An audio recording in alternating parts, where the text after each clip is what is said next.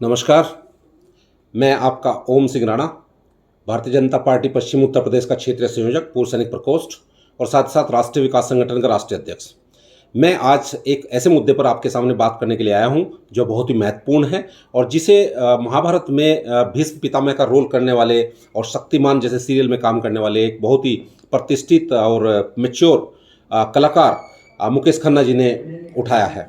दोस्तों, मैं आपको ये बात बता देना चाहता हूं कि मैंने भले ही मुकेश खन्ना जी का पूरा वीडियो नहीं देखा, उन्होंने क्या क्या कहा है वो नहीं देखा, लेकिन मैं भी अपने विचार आपके सामने जरूर रखना चाहूँगा और मैं समझ सकता हूं कि मुकेश खन्ना जी ने जिस विषय को उठाया है वह बहुत ही महत्वपूर्ण है और हम सबको उस मुद्दे को उठाना चाहिए और उसको पब्लिक के सामने रखने के सबसे बड़े फायदे ये होंगे कि हमारी जो नवयुवक, स्पेशली जो हमारी युवा पीढ़ी है और साथ ही साथ युवा पीढ़ी ही क्या, जो इस मामले में हर उम्र के लोगों को फंसाया जा रहा है। मैं ये कहना चाहता हूं कि सबसे पहले मेरा डिस्क्लेमर है, मैं ये कहना चाहता हूं कि राष्ट्रीय विकास संगठन के राष्ट्रीय अध्यक्ष की हैसियत से भी और भारतीय जनता पार्टी में भी महिलाओं का सम्मान सर्वोपरि है। हम सब महिलाओं का सम्मान करते हैं। मैं खुद एक बेटी का बाप हूं, हमारे घर में महिलाएं हैं, तो जब हम अपनी महिलाओं का सम्मान करते हैं तो हम दूसरे की महिलाओं का भी बहुत ज़्यादा सम्मान करते हैं। ये हमें सीखने की ज़रूरत नहीं है किसी से भी कि महिलाओं का सम्मान कैसे किया जाता है। लेकिन मैं ये जरूर कहना चाहूँगा कि आज की युवा पीढ़ी और हर उम्र के लोगों को फंसाने के लिए भी कुछ गलत नीयत से, कुछ गलत गिरोह बनाकर कुछ ऐसे गुट बने हुए हैं जो साइबर क्राइम का रास्ता अपनाते हैं और हमारे बच्चों को, हमारे युवाओं को और हर उम्र के लोगों को फंसाने की कोशिश करते हैं। मैं ऐसे कई मामलों को जानता हूं जिनके बारे में मैं ये कह सकता हूं कि सबसे पहले कोई भी महिला, आप सुनिए, कोई भी महिला अचानक से व्हाट्सएप पर आकर हाय बोलेगी या आपके फेसबुक का जो मैसेंजर है उस पर हाय बोलेगी और जैसे ही आप हाय का जवाब देंगे, हेलो बोलेंगे, तो इतना तेज़ी के साथ वो महिला दूसरी तरफ से तेज़ी के साथ बोलेगी कि मैं तुम्हारे साथ दोस्ती करना चाहती हूँ। यहाँ तक भी कोई बुराई नहीं है, क्योंकि दोस्ती तो महिला पुरुष दोनों में हो सकती है, महिलाओं में हो सकती है, इसमें कोई बुराई नहीं। लेकिन आप देखिए, बहुत तेज़ी के साथ ही अगली बार वो बोलेगी कि मुझे आपसे दोस्ती करनी है और साथ ही साथ मुझे आपके साथ एक्चुअली मुझे शब्द बोलने पड़ेंगे क्योंकि ये महत्वपूर्ण मुद्दा है। अगली बार वो बोलेगी कि मुझे आपके साथ वर्चुअल सेक्स करना है, न्यूड सेक्स करना है, या कहेगी कि देखिए मैं अपने कपड़े उतार रही हूँ, आप भी अपने कपड़े उतार दीजिए। तो यहाँ पर वह व्यक्ति फंसना शुरू हो जाता है जो सामने होता है। यही उस महिला या दूसरी तरफ जो गलत नियत से लड़की बैठी है उसका ध्येय भी होता है। जैसे ही उत्सुकतावश आगे व्यक्ति ऐसा करता है, अपने कपड़े उतारने की कोशिश करता है या कुछ थोड़ा भी हिस्सा निर्वस्त्र होने की कोशिश करता है, उसी समय से उसके फंसने का समय स्टार्ट हो जाता है। दूसरी तरफ एक वीडियो रिकॉर्ड की जाती है जिसमें उस महिला का चेहरा नहीं होता और समटाइम्स होता भी होगा, लेकिन जो सामने वाला व्यक्ति है उसके शरीर के साथ उस वीडियो को एडिट करके जोड़ दिया जाता है और कुछ ही देर के बाद उसके पास एक मैसेज आएगा, उससे पैसे की मांग की जाएगी और उसको कहा जाएगा या तो पैसा दे दीजिए, नहीं तो फेसबुक पर जितने भी आपके दोस्त हैं उन सबके पास आपकी यह वीडियो चली जाएगी, आपका सामाजिक जीवन नष्ट हो जाएगा, वगैरह वगैरह। इस धमकी के कारण कोई सामाजिक व्यक्ति अपने परिवार की नज़रों में, अपने दोस्तों की नज़रों में गिर ना जाए, यह सोचकर वो फंस जाता है और फिर फिरौती की रकम जो भी वो मांगी जाती है, रैंसम टाइप, वो उसको देना शुरू कर देता है। और आप देखिए, इसमें बच्चे भी शामिल हैं, जो 15-16 साल के बच्चों को भी फंसाया जाता है।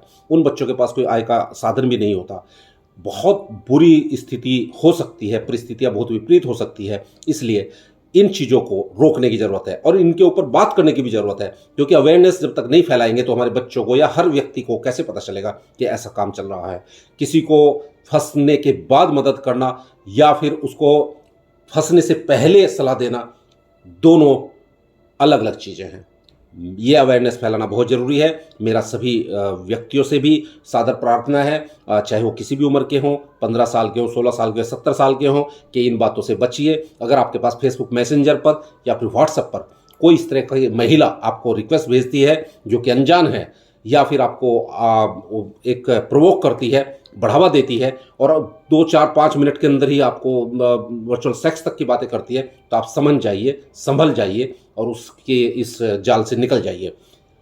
दोस्तों, मुकेश खन्ना जी ने जो कहा उसकी प्रशंसा होनी चाहिए थी, उनका मान बढ़ाया जाना चाहिए था। उन्होंने एक अवेयरनेस के तौर पर जनता के सामने ये बात रखी थी। लेकिन मुझे इस बात का बेहद अफसोस है, यस मैं रिपीट करता हूँ अपने वर्ड्स को, मुझे इस बात का बेहद अफसोस है जिस चीज़ के लिए, जिस वीडियो के लिए, जिस वक्तव्य के लिए मुकेश खन्ना जी की बड़ाई होनी चाहिए थी, मुकेश खन्ना जी के खिलाफ एक पर्टिकुलर धड़ा खड़ा हो गया।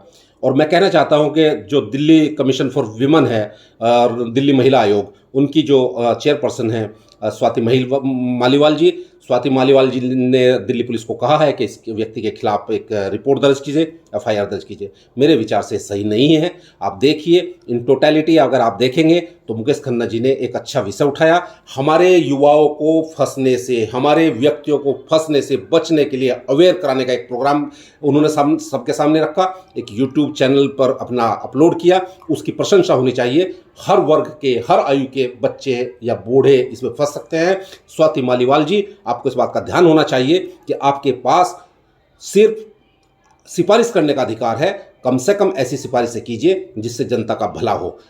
आंख बंद करके या किसी भी द्वेष भावना के अंतर्गत या फिर राजनीतिक कारणों से आपको किसी राजनीतिक पार्टी का साथ देने के लिए पार्टी नहीं बनना चाहिए। इन्हीं शब्दों के साथ मैं आपसे रिक्वेस्ट करता हूं कि हमारे मुकेश खन्ना जी को सपोर्ट कीजिए, क्योंकि उन्होंने बहुत अच्छा मुद्दा उठाया है। और इस बात को जो मैं आपके सामने रख कर जा रहा हूं, सोचेगा जरूर। और सभी युवाओं से, हर आयु के व्यक्तियों से मेरी प्रार्थना है कि ऐसी अनजान महिलाओं के चक्कर में मत फंसिए। एक बार फंस गए तो आप सामाजिक दायरे में रहते हैं, आपके खिलाफ वो उसी वीडियो को यूज करेंगी और आपसे पैसा मांगते रहेंगे और आप देते रहेंगे। जब आप देना बंद करेंगे तब भी वो वही काम कर सकते हैं। इसलिए पहली बात तो ये है, प्रिवेंशन ज़्यादा इंपॉर्टेंट है। आप ऐसी चीज़ों में फंसिए मत। इन्हीं शब्दों के साथ मैं आप सबसे एक बात और कहना चाहता हूँ, मेरी ये जो बातचीत है किसी भी महिला के विरुद्ध नहीं है। मुझे कोई यह न सिखाए कि महिला का सम्मान कैसे किया जाता है। मैं राष्ट्रीय विकास संगठन का राष्ट्रीय अध्यक्ष हूँ। हमने अपनी महिलाओं को जो सम्मान दिया है, जो उनका अधिकार दिया है, हर स्तर पर उनको अपॉइंट किया है।